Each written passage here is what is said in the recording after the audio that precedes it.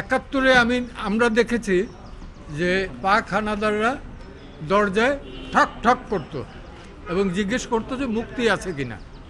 আর 2024 সালে দেখলাম যে যে দেশটা আমরা রক্তের বিনিময়ে 30 লক্ষ শহীদের রক্তের বিনিময়ে স্বাধীন করলাম, সেই দেশে ব্লক রেড দিয়ে রাতের অন্ধকারে 2টা-3টার সময় ঠক ঠক করে জিজ্ঞেস করে কোনো ছাত্র আছে কিনা। যদি থাকে তাহলে আবার মোবাইলটা চেক করেন, রাস্তাঘাটেও এটা করেন।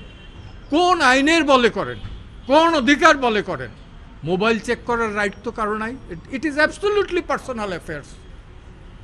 আপনারা জানেন দ্বিতীয় বিশ্বযুদ্ধের সময়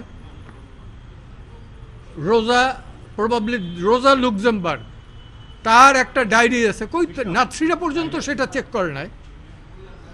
তো সেই ধরনের আমার দেশে ইভেন জুলিয়াস ফুসিক ফাঁসির মঞ্চ থেকে লেটার অফ গ্যালোজ, সেখানেও কিন্তু তারা এই সুবিধাগুলো পেয়েছিলেন। আজকে বাংলাদেশে এই আইটি ইনফরমেশন টেকনোলজির যুগে আমার মোবাইল চেক করবে যে কেউ, আমার ডায়েরি চেক করবে যে কেউ, আমার প্যান্ট চেক করবে যে কেউ, এই অধিকার তো কাউকে দেওয়া হয় না।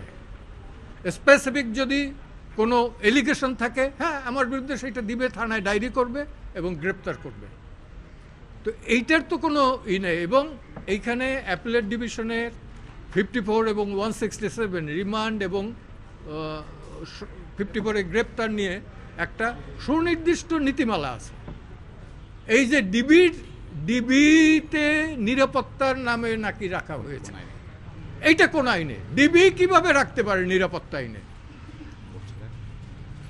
ডিবির কোনো অধিকার নাই তাদের নিরাপত্তার জন্য রাখতে পারবেন। এবং এইটাই ছিল আমার সাবমিশন।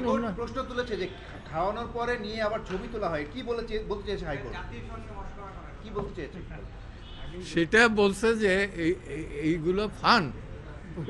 কখন কি বলছে ভাতের টেবিলে বসে ছবি তুইলে এটা ই করেন, আপনি কি এটা মস্করা পাইছেন? ঠিক এই মস্করা ল্যাঙ্গুয়েজটা ইউজ করছে। কালকে সরকার একটা এফিডেভিট ইন অপোজিশন দেবে, আর আমরা একটু কারেকশন করে দিচ্ছি। এবং হ্যাভিয়াস কর্পাসে আমরা চেয়েছি যে এই 6 জনের মুক্তি এবং ইললিগাল ডিটেনশন এটা যাতে বন্ধ হয়। all sorts of illegal detention either কোর্টে প্রডিউস করবে অথবা রিলিজ কোর্টে প্রডিউস করবে অর রিলিজ করবে। আমরা বলছি যে লাইভ গান শুট যাতে কোনো স্টুডেন্টের উপর যাতে না হয়। Enough is enough. অনেক প্রাণ ঝরেছে, অনেক ইভেন ট্রমাটাইজড হয়ে গেছে।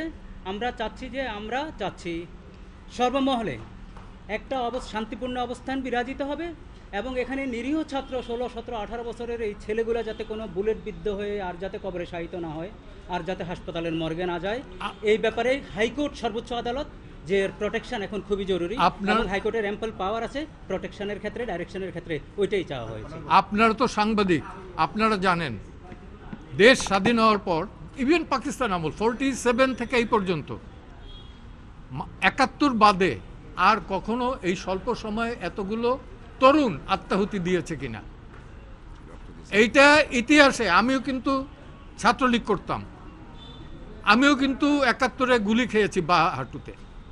কিন্তু এই দুরবস্থা দেশের, এটা কিন্তু কাম্য নয়, কারোরই নয়। কালকে যে আমাকে না করে আপনাকে করবে তার তো কোনো নিরাপত্তা নেই। আমরা জনগণের শান্তি, নিরাপত্তা এটা নিশ্চিত চাই 72-এর সংবিধানের প্রেক্ষাপটে এবং উচ্চ আদালতের অ্যাপেক্স কোর্টের যে সিদ্ধান্ত যেটা আছে সেই সিদ্ধান্ত যাতে তারা মানে। আর্টিকেল 111 অনুযায়ী সেই সিদ্ধান্ত মানতে তারা বাধ্য।